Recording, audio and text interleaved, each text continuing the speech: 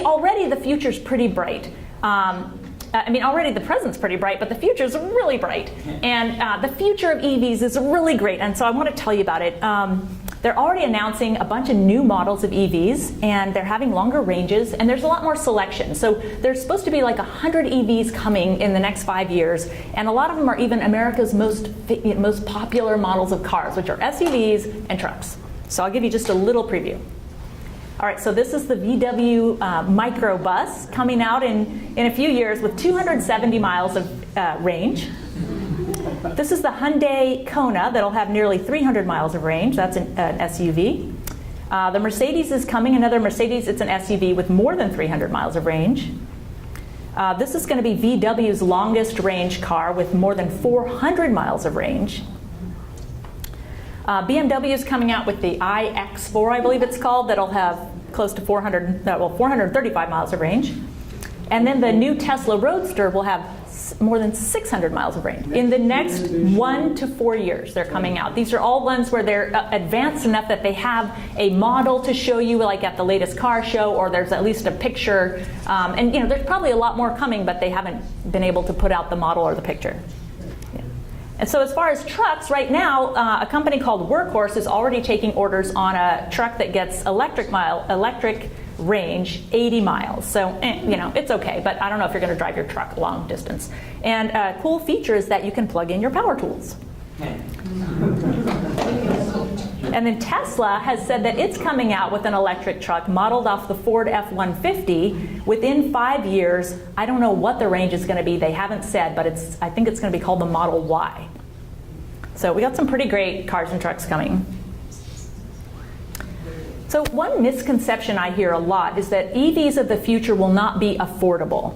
And that's just not right. So already we heard about how the fuel is cheaper and the maintenance is cheaper. Well, the big part of the upfront cost is the battery price.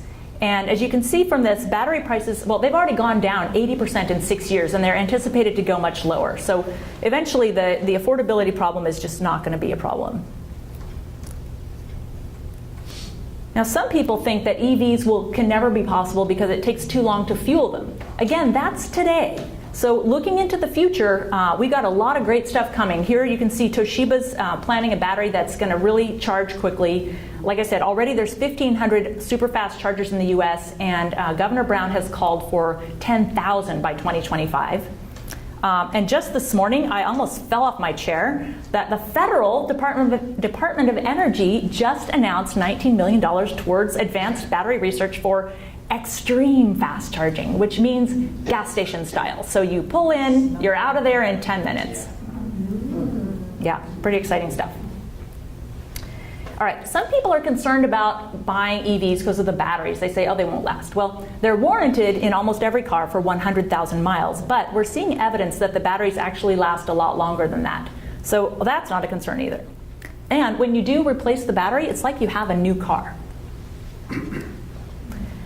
So another concern is about fueling. So really fueling, I think electric vehicles have the big advantage here. When you think about it, gas cars can only fuel at one place. It's a gas station. But EVs can fuel anywhere there's electricity, or where there's not even electricity, but there's the sun and solar panels. So when you think about it, EVs can fuel just about anywhere. So because of that, we're seeing some really neat, cool fueling options coming up. Literally on April 12th in Sweden, they opened the first 2 kilometers of electrified road that will charge your car while you drive on it. And in London, they're taking advantage of the fact that lampposts already have electricity, and they're offering charging on hundreds of lampposts that they're going to be piloting this year.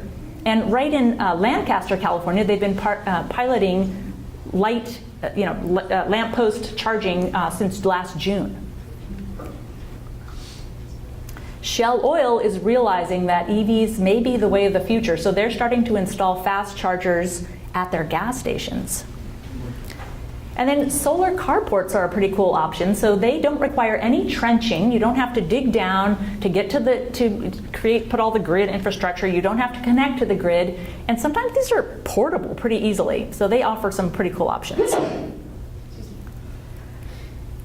So another big benefit of electric cars is their ability to stabilize the grid. So this is a picture of one day, a full day, on the California grid and the demand for electric power plants. Okay, and this is called a certain curve. Anybody know what this is called? The duck curve. That's right. Very good. I like how all of you quacked and none of you said duck curve. Anyway, you can maybe guess why it's called the duck curve. So you can see kind of starting, I don't know if you guys can see this, but starting at 9 a.m., the demand goes way down. And the reason for that is that that's when the sun comes out and we're getting a lot of solar power on our grid. So the power plants don't have to produce as much. And you can see from this chart that each year that duck's belly is getting lower. In fact, it's already getting so low that we are having to try to sell our extra solar power to other states or curtail it, which means dumping it. And that's a real bummer. And then you see around 6 o'clock when the sun starts to go down, that's just when everybody's getting home from work and they're ramping up all their power, they're turning on their power, they're preparing dinner, they're turning on all their devices, they're washing their clothes. And so the power plants have to try to ramp up this really steep ramp. So they have to turn on these special peaker power plants, and it's really energy intensive and dirty and horrible. So with EVs, what you can do is you can charge your car when the sun's out. So we can try to flatten out that curve by using more electricity when the sun is out, and when the pricing's right, electricity is cheaper then. And then that helps the ramp from having to be so steep. There is a thing coming in the future called vehicle to grid, where your vehicle not only can charge or take energy, but it can discharge. It can share its energy. So when you think about it, these cars are like giant moving batteries, right? They all have a humongous battery and they're providing battery storage.